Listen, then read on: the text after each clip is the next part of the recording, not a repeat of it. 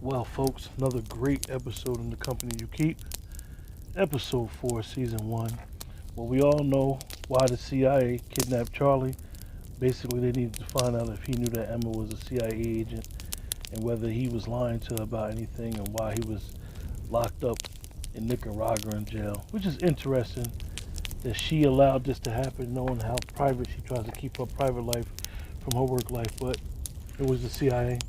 Very interesting how this episode went with robbing, not the con. They robbed a card game.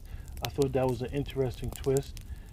And then we see what happened. Connor took him for 10 million.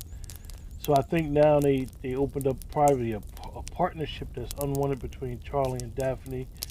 Charlie Charlie needs to figure out how his conscience is going to be, because as you see, he's conflicted knowing that Emma is a CIA agent, and what's to come from that. Whether he wants to tell her the truth, whether he wants to lead a life to really be with her. He told his father he really cares about her, which was interesting. During that con of the poker game, as you've seen, his father, his memory slipping. He called his wife by her real name, and he was out of character. And I think that's something to be looked at in future episodes, that your father might not be part of the con going forward. I know we're going to hear more from the con and how that was done. People got robbed, basically. It wasn't a con, like I said earlier. I'm really interested in seeing how this Daphne Connor thing goes. Connor basically stole the money, knowing he was bringing it to Daphne. Connor wants no part of Daphne, regardless of if that's his, as he said, bastard sister. So I thought that was interesting. But like I said, another great episode, episode 4, middle of the season. I don't know if they read up for more episodes. I know that first they said it was going to be 7 episodes, but it's only 4. I don't know if they got any more. Excuse me. Well, other than that, like I said, really, really good episode.